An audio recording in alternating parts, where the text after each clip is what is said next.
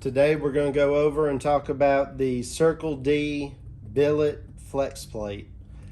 First, I'm going to ask though that y'all would hit like on the video and subscribe, and also please keep leaving comments. I appreciate all y'all and your support. So here today we have the Circle D Billet Flexplate. We're going to unbox it. We're going to talk about some of the specs on it, why I got one, and compare it to the stock one. So let's get right into it.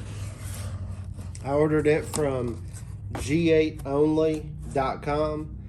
I cannot say enough good things about how fast Joe got it shipped out to me.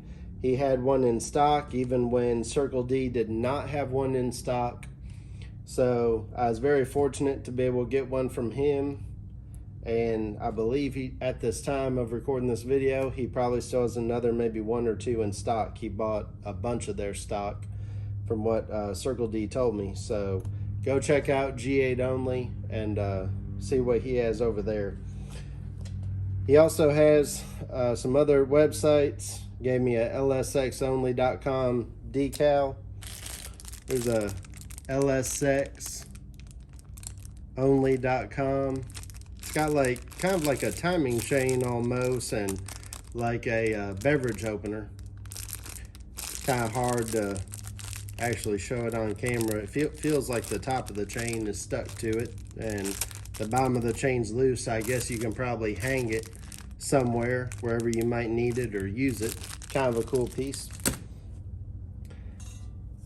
G8 Only keychain, and with the kit comes ARP bolts. This is about a $30 value in itself. The Billet Flexplate from Circle D or G8 Only, same price, is $349. So we've got 6 ARP bolts with the assembly loop, which is the exact number we're going to need, which is why I got this. The reason why I needed a 6-bolt flex plate was because the Lunati forge crank in my 416 stroker that I showed y'all in the recent video, it is a 6-bolt crank on the backside, and the factory one is an 8-bolt. To wrap up what's in here other than the flywheel, we have a SFI certification, and it just has the date and year checked off on it. This flywheel is SFI 29.2 certified, which is the highest certification that you can get for a flex plate. So like I was saying, the stock flex plate is a 8-bolt flex plate.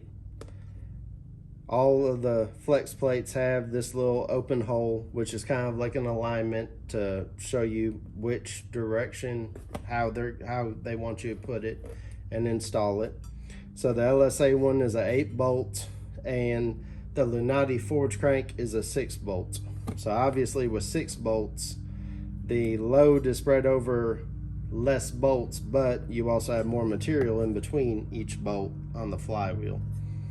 So the stock one isn't a terrible piece by any means. You've got 6 bolt holes where your converter bolts up to on the LSA, and the new one has 6 bolts as well there for the mounting. But the difference being on the new one, you have 3 bolt patterns the whole way around. So the 3 bolt patterns are 10 3/4 inch, 11.066 inch.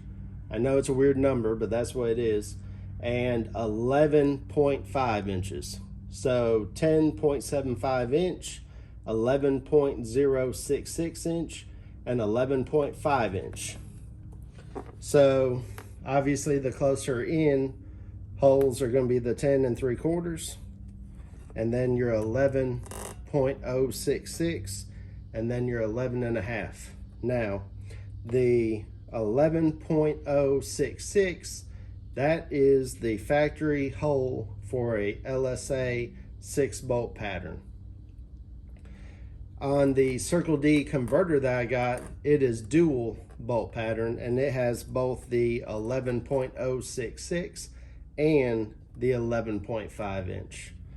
So something I was thinking about there is when this flex plate is actually bolted to the back of the engine, the further out that you can go with your bolt holes is going to be easier to get at to start the bolts into the converter once this is on the back of the motor and the motor's attached to the transmission, and you've got to get to all 6 of them, and you've got to hand start them and torque them down. The further they are out, the more room you have there.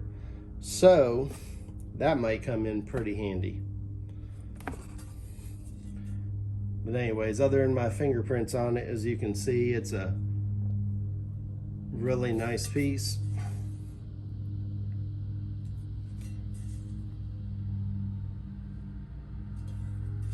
Here's the back side, which gets bolted to the engine. So anyways, it's just a real nice billet steel flex plate. Very well made. I also looked at the TCI flex plates, and which is going to lead me into talking about weight. So the stock flex plate, this one weighs right around 5.75 pounds. So 5 3/4 pounds for the stocker. And then for the Circle D billet one, it is 6.8 pounds. So it's much stronger than the stock one, but it's only about 1 pound heavier. And if you remember, I'm saving over 7 pounds going to the lighter Circle D torque converter. So I'm still going to be overall down on weight, not adding anything to what was there from stock. So it will be a pound heavier here, but I'll save over 7 pounds on the converter. So that's about all that there is left to say, really, about the Circle D flex plate. It's a nice piece. It's the exact same amount of teeth on the outside, so your starter's going to work and bolt up just fine. And I'm excited to get it on the car and see how it works out. So should be really strong, should be able to handle, since it's rated for the SFI 29.2, this thing should handle anything, any amount of power that you want to throw at it. So please, if you've enjoyed this video or learned something, please hit like and hit the subscribe to help support the channel. And also leave some comments, let me know what you think, and I'll catch you on the next video.